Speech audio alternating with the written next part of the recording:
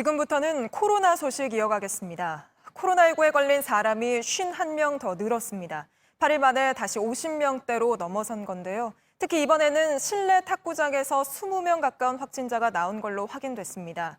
환기가 잘 안 되는 지하에 있었고 또 체육시설로 분류돼 있지 않아 방역의 사각지대에 놓여 있었습니다. 먼저 윤재영 기자입니다. 탁구장에서 확진자가 처음 나온 건 이틀 전입니다. 그 뒤 오늘 정오까지 관련 확진자는 17명으로 늘었습니다. 확진자가 다녀간 탁구장은 이렇게 문이 닫혔고 방역을 알리는 종이가 붙었습니다.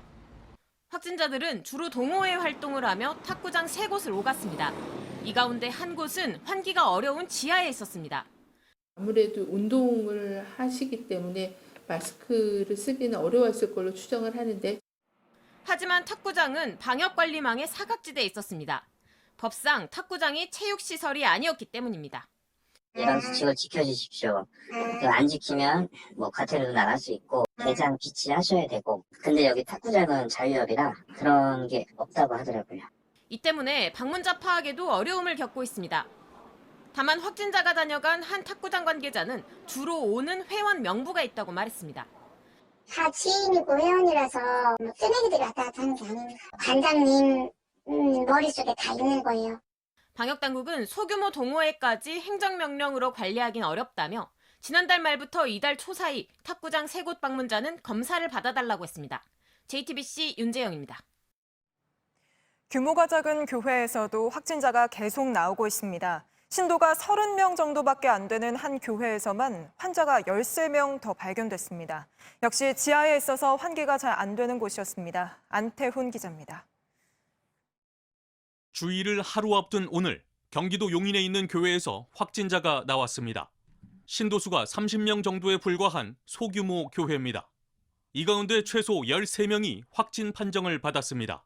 경기도 안양에서도 40대 확진자가 나왔는데 최근 서울 양천구 교회를 방문했던 것으로 확인됐습니다. 특히 수도권 개척교회 관련 확진자가 많습니다. 현재까지 총 80명이 확진되었으며 교회 관련자가 31명, 그리고 이들로 인한 접촉자가 49명이었습니다. 예배뿐만 아니라 모임도 위험하긴 마찬가지입니다. 종교시설의 경우는 밀집하여 대화를 하거나 찬송, 식사를 함께하는 등 비말로 인한 전파의 우려가 큰 소모임은 취소하거나 연기해 주시고 식사를 제공하거나 침방울이 튀는 노래 부르기는 하지 말라는 얘기입니다. 방역당국은 코로나19에 취약한 고령자나 만성질환자가 종교 행사에 참석할 경우엔 꼭 비대면 방식으로 해달라고 덧붙였습니다. 다단계 방문 판매 업체 리치웨이 관련 확진자도 빠르게 늘어 오늘 낮 기준 42명이 됐습니다. 특히 확진자의 대부분이 고령층이어서 우려되는 상황입니다. JTBC 안태훈입니다. 갑자기 더워지면서 특히 걱정되는 곳이 바로 워터파크입니다. 전문가들은 물 자체를 통해 감염될 가능성은 별로 없다고들 합니다만 마스크를 쓰기 어려운 데다 아무래도 서로 접촉할 일이 많을 수밖에 없어서 여러 걱정이 나오고 있는데요. 이자연 기자가 짚어봤습니다.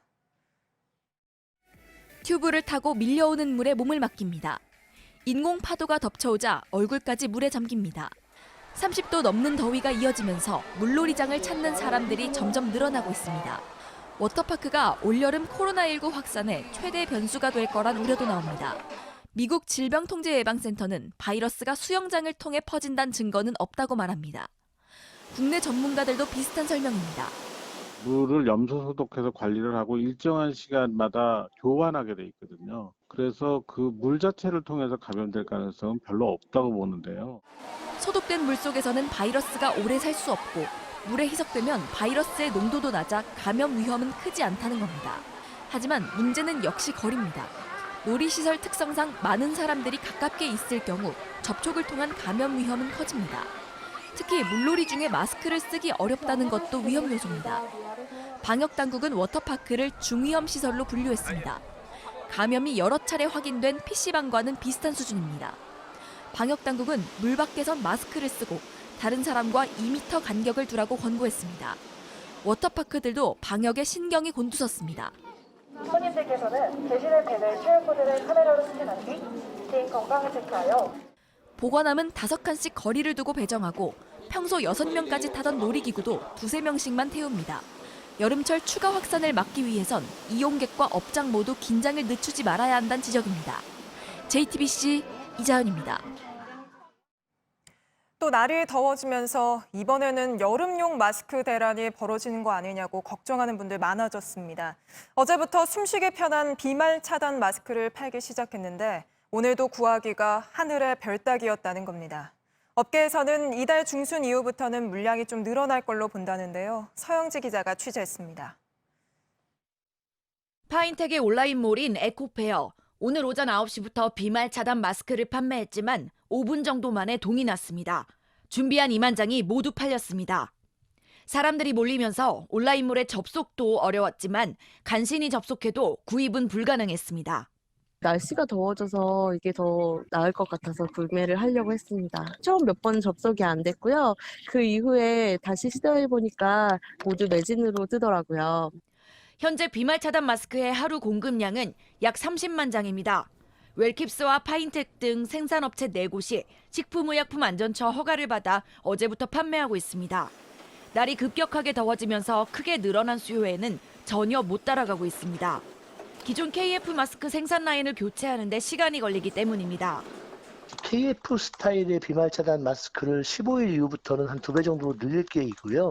6월 한 20일 이후부터는 그런 덴탈 타입의 KF AD 마스크도 대량으로 공급할 계획입니다.